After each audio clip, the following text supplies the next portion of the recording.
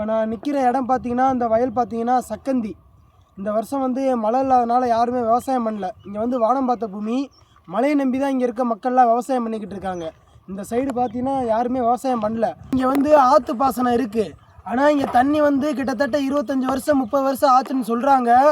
தண்ணி வரவே இல்லை. இது மராமத்து பண்ணி பார்க்காம கிடக்கு. இங்கே இருக்கு பென்னி குயிக் கட்டிய முல்லை பெரியார் அணையிலேருந்து வர்ற தண்ணி இங்கே வரைக்கும் வரும். அப்படியே மேலூர் அப்படியே மலம்பட்டி வரைக்கும் வருது. மலம்பட்டியோட ஸ்டாப் ஆயிடுது. ஆற்று பாசனம் வந்து இங்கே வரைக்கும் இருக்குது. இங்கிட்டு மலம்பட்டியிலேருந்து இங்கிட்டு இது கூட்டுறவுப்பட்டி, இடையமேலூர், புதுப்பட்டி, சக்கந்தி, அப்படியே கீழப்பூங்குடி, மதகுப்பட்டி, அப்படியே அம்மச்சிப்பட்டி, இந்த எல்லா ஊருக்கும் ஆற்று பாசனம் இருக்குது. ஆனால் ஆற்று தண்ணி வர்றது கிடையாது. இது பூராமே விவசாய கிராமங்கள், ரொம்ப பொருளாதாரத்தில் பின்தங்கிய கிராமங்கள். ரொம்ப வருஷத்துக்கு முன்னாடி அமைச்சிருக்காங்க, அப்போலாம் தண்ணி வந்திருக்குது. இப்படியே இங்கே சிவகங்கை வந்து காஞ்சிரங்கால், புதூர், அப்படி பல கிராமங்களுக்கு போகுது இந்த ஆற்று பாசனம். ஆனால் தண்ணி வராமல் இருக்கவும் ரொம்ப சிரமமாக இருக்குது.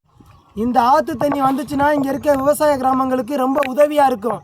கவுன்சிலர்களாக இருக்கட்டும், கிராம தலைவர்களாக இருக்கட்டும், எவ்வளோ பல கிராம தலைவர்கள் வந்து மாறி மாறி வந்துட்டாங்க. கவுன்சிலர்லாம் மாறி மாறி வர்றாங்க. ஆனால் அவங்களுக்கு வந்து இது கேணி மோட்ரு இருக்குது அப்படின்றதுனால அவங்க விவசாயம் பண்ணிக்கிறாங்க. மக்கள் மேலே அக்கறையே கிடையாது. மக்கள் மேலே அக்கறை இருந்திருந்தால் இந்த ஆற்று தண்ணி எப்போவே வந்திருக்கும். நான் 1 வருஷத்துக்கு முன்னாடியே சிஎம் ஹெல்ப்லைன் நம்பருக்கு ஃபோன் அடித்து கேட்டேன். நீங்கள் மாவட்ட ஆட்சியரை பார்த்து மனு கொடுங்கன்னு சொன்னாங்க.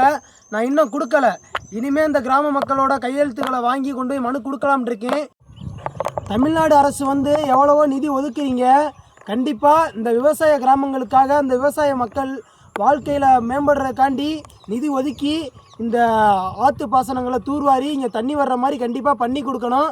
இது வந்து நான் மட்டும் கேட்கல, பல மக்களோட கோரிக்கை. இங்கே இருக்க சிவகங்கை மாவட்டத்தில் இருக்க விவசாய மக்களோட கோரிக்கை. அவங்க கேட்க வந்து தயங்குறாங்க. அவங்க சார்பாக தான் நான் கேட்குறேன்.